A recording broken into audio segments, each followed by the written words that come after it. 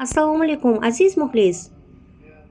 Oq otdagi shahzodasini kutayotgan o'zbek shou-biznes vakillari. O'zbek shou-biznes vakillari ichida hali ham turmushga chiqmagan san'atkor qizlar soni oz emas. Quyidagi oq otdagi shahzodasini kutayotgan xonanda, aktrisa va blogerlar bilan tanishamiz. Manzura Yo'ldosheva 47 yosh.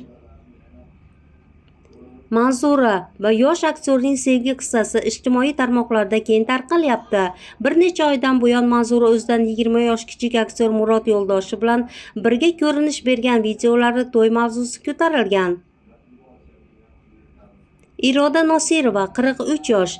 Teleboshlovchi va aktrisa Iroda Nosirova ham hali ham o'z baxtini uchratmagan aktrisalardan. U bolaligidan kech turmushga chiqish xayoli bilan yashaganini aytib o'tdi.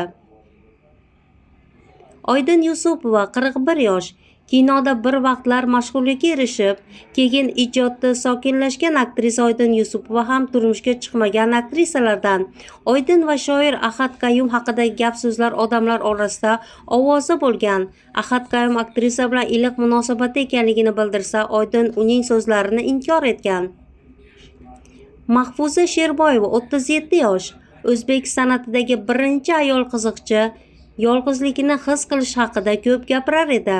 Karyera deb oiladan voz kechdim, ammo o'ylab qarasam, uchrashuvlarga chiqib yurgan qiz ham emasman, balki hammasi niyatga bog'liqdir.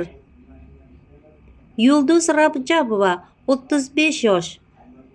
Yil so'ngida 36 bahorni qarshilayotgan aktrisa Yulduz Rajabovaning shaxsiy hayoti doimgidek sokin.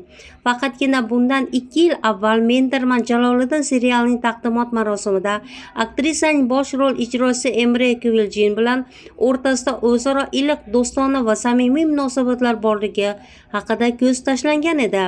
Emre 2023-yilda o'zbek jurnalisti bilan bo'lgan intervyusida Yulduzga bo'lgan sevgisi tugadimi degan savolga "Ishq bitmas va mozorga qadar" deb javob bergan edi.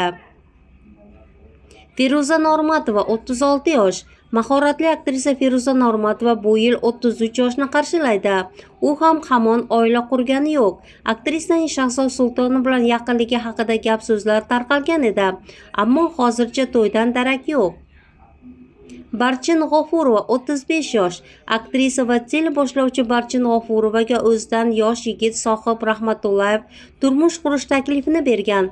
Ular hozirda juftlik sifatida ijtimoiy tarmoqqa video joylab keladi. Barchin G'ofurova uni partnyorim deb ataydi. Shahlo Ahmedova 30 yosh. Xonanda Shahlo Ahmedova ham hozircha oila qurmagan. Hamisha ijodi kabi sirli bo'lishga intilayotgan ijodkor shaxsiy hayotini ham ommadan yashiradi.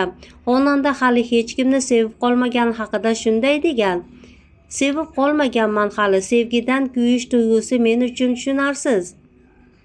Luiza Rasulova 30 yosh. Aktrisa Luiza Rasulova bu yil 30 yoshni qarshilaydi. Aktrisa ham shu paytgacha oila qurmagan. Gulruh Pirnazayeva 30 yosh.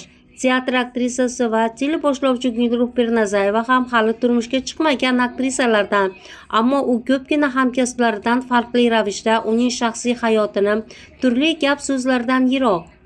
Maftuna Shokirova 30 yosh. Instabloger va aktrisa Maftuna Shokirova oq otdagi shahzodasini kutayotgan blogerlardan. Jasmin Madina Fayzullayeva 28 yosh. Asli ismi Madina bo'lgan xonanda Jasmin ham oila qurmagan san'atkorlardan. Uning shaxsiy hayoti haqida deyarli hech qanday gap-so'zlar yo'q.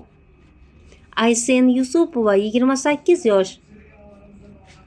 O'zbek qizi film orqali tanilgan qoraqalpoq aktrisa Aysen Nimxon hozirda yangi kino va seriallarda suratga tushish bilan band. U o'zini batamom ishga bag'ishlagan. Muborak Abdullayeva 27 yosh. Instabloger Muborak Abdullayeva ham hali turmushga chiqmagan qizlardandir. Durdona Qurbonova 27 yosh. Bundan bir necha yillar avval aktrisa Durdona Qurbonovaning xonanda Imron bilan ishqiy munosabatlarda haqidagi gap-so'zlar tarqalgan edi, ammo ularning ikkisi ham bu gaplar asossiz ekani haqida aytishgan. Rayhon Asadova 25 yosh. Yosh aktrisa Rayhon Asadova ham kelinlikka nomzodlardan biridir. Zarina Yo'ldosheva 24 yosh. Asl kasbi raqqosa bo'lgan Zarina Yo'ldosheva ham kelinlikka nomzodlardan yana biri. Uning Shahzoda Sultonov munosabatlari bilan ko'p marta muhokamalarga sabab bo'lgan. Ammo Zarina hozir aktyor haqida gapirishni istamasligini aytgan.